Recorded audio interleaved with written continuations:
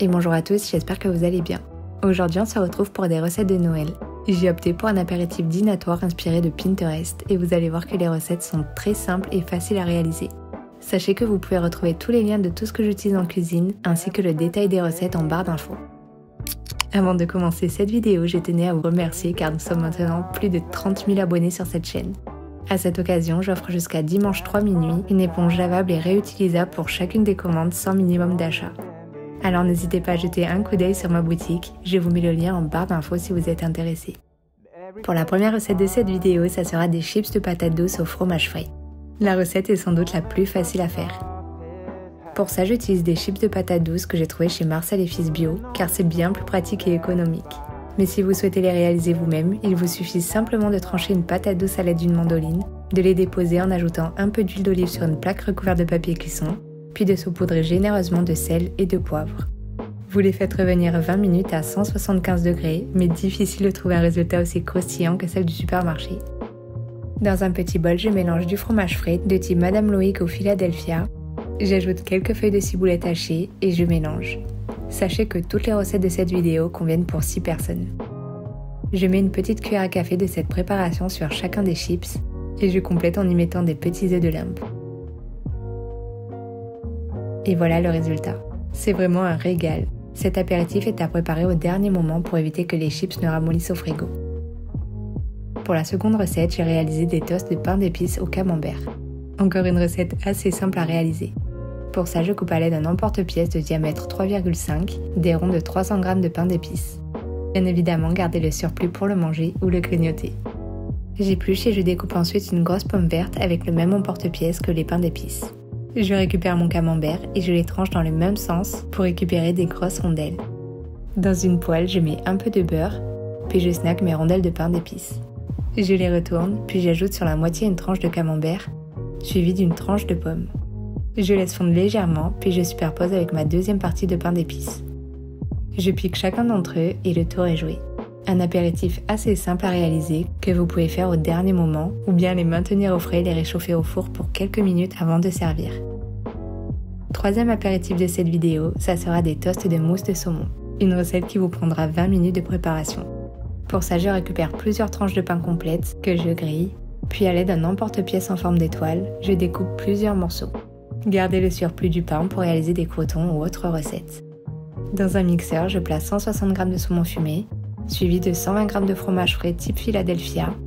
J'ajoute une pincée de piment d'Espelette, le jus d'un demi-citron, un peu de poivre et je mixe l'ensemble jusqu'à faire une texture lisse et homogène. Dans un bol séparé, je monte 10 cl de crème fleurette liquide bien froide en chantilly. On n'a besoin que d'un peu, mais vous devez faire au moins 10 centilitres, sinon il est difficile de la fouetter en crème. J'ajoute ensuite la chantilly, environ 2 cuillères à soupe ou plus en fonction de la texture qui vous plaît, puis vous l'incorporez délicatement à la préparation de saumon. Je transfère le tout dans une poche à douille avec un embout cannelé. Je place un peu de mousse sur chacun de mes toasts. Je rajoute une petite feuille de cerfeuil, ainsi qu'un tout petit morceau de saumon fumé pour la décoration. Et voilà la recette terminée. Un vrai délice et très simple à faire. Je vous la recommande à 100%. Pour la recette suivante, ça sera des blinis au fromage et aux œufs de truite. Encore un petit régal pour les papilles. Nous allons commencer par réaliser les blinis. Pour ça, j'ai trouvé la meilleure recette. Il vous suffit simplement de placer dans un bol 120 g de yaourt nature. Personnellement, j'utilise un yaourt grec. Suivi de 60 g de farine, un œuf, une cuillère à café de levure chimique, 2 cuillères à soupe d'huile d'olive, ainsi qu'une demi-cuillère à café de sel. Je mixe ensemble jusqu'à faire une pâte lisse et homogène. Dans une poêle, je fais chauffer un filet d'huile d'olive, puis je verse la pâte à l'aide d'une cuillère pour former des petits ronds. Je les fais cuire 1 minute à feu moyen, et dès que des petites bulles remontent à la surface, vous pouvez les retourner et attendre 1 minute de plus. Je les transvase dans une assiette, puis je passe à la garniture. Pour ça, dans un saladier, je verse 300 g de fromage type Madame Loïc, je cisèle une demi-boîte de ciboulette, un peu d'aneth, et je mélange la préparation. Je la place dans une poche à douille, puis j'en mets sur chacun de mes blinis. Je complète en mettant quelques œufs de truite par-dessus, suivi d'une petite feuille d'aneth et le tour est joué. Une recette excellente. Vous pouvez l'agrémenter en ajoutant un peu de saumon fumé ou bien du jambon de Bayonne. Pour la recette suivante, ça sera des éclairs au saumon et fromage frais. Une recette excellente, et pour ne pas louper la pâte à choux, j'utilise le Thermomix. Mais vous pouvez l'adapter en utilisant une casserole ou autre robot cuisine. Je commence par verser 150 g d'eau dans la cuve de mon robot, suivi de 80 g de beurre, du sel et du poivre. Je fais chauffer 5 minutes à 100 degrés.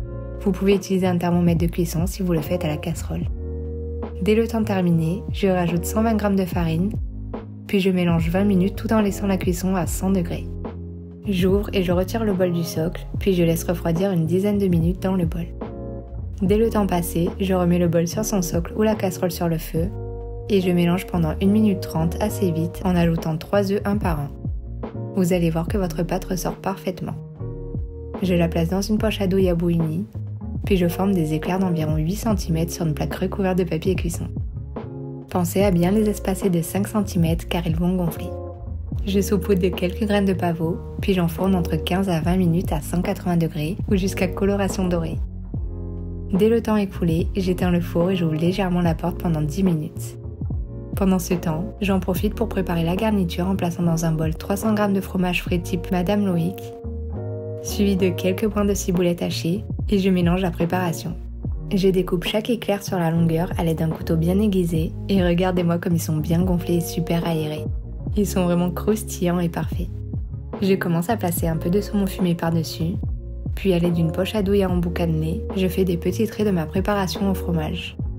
Je referme mes éclairs et le tour est joué. Une recette incroyable qui mérite vraiment d'être réalisée. C'est l'une de mes préférées. Sachez que j'ai pu en faire entre 50 et 60 éclairs. Pour la prochaine recette, ça sera des blinis en sandwich de fromage. J'ai trouvé cette recette sur Pinterest, mais en version comptée, ce qui était beaucoup trop fort pour moi. Donc je vous recommande de le faire à l'emmental. Pour réaliser cette recette, je commence par éplucher et couper en petits cubes l'équivalent de 250 g de patates douces. Dans une casserole, je verse 15 cl de crème liquide, suivi de 200 g d'emmental râpé. Je mélange à feu doux sans cesse jusqu'à ce que tout soit fondu. J'éteins le feu et je la place dans un bol. Je la réserve au réfrigérateur pour au moins 3 heures. Pendant ce temps, j'en profite pour cuire ma patate douce entre 15 à 20 minutes dans de l'eau bouillante.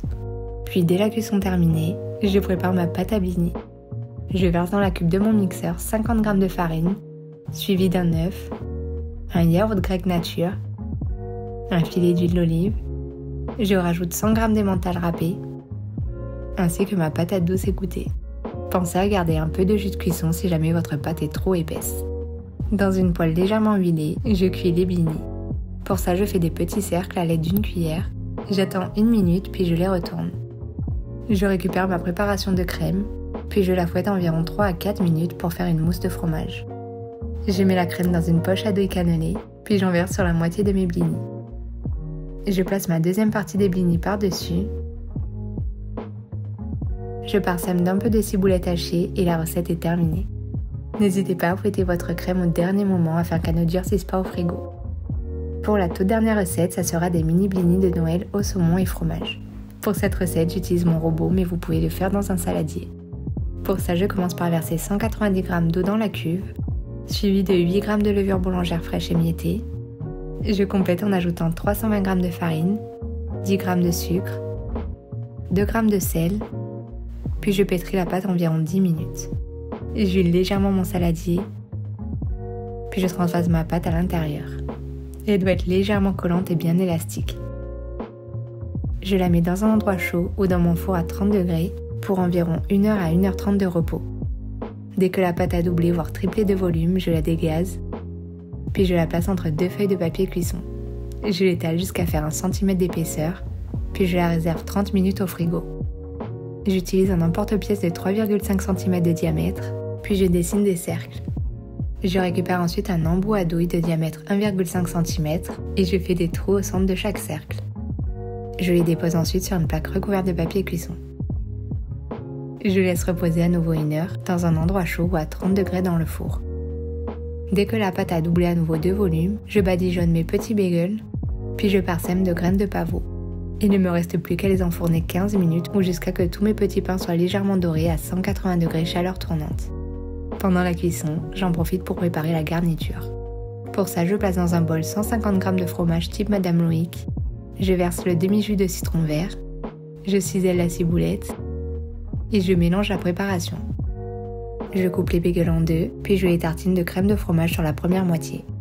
Je dispose quelques feuilles de roquette coupées en deux si nécessaire, puis je rajoute un morceau de saumon fumé en chiffonnade. Je tartine de crème de fromage sur l'autre moitié et je les referme. Je répète l'opération sur chacun d'entre eux. Vous pouvez les réserver au frais dans une boîte hermétique jusqu'à être servi. Et voilà la dernière recette terminée. J'espère que cette vidéo vous aura plu. On se retrouve mercredi pour cette fois-ci 5 recettes de verrines de Noël. Si cette vidéo vous a plu, n'hésitez pas à mettre le pouce bleu et à vous abonner pour suivre toutes mes prochaines vidéos. Et en attendant, je vous fais des bisous.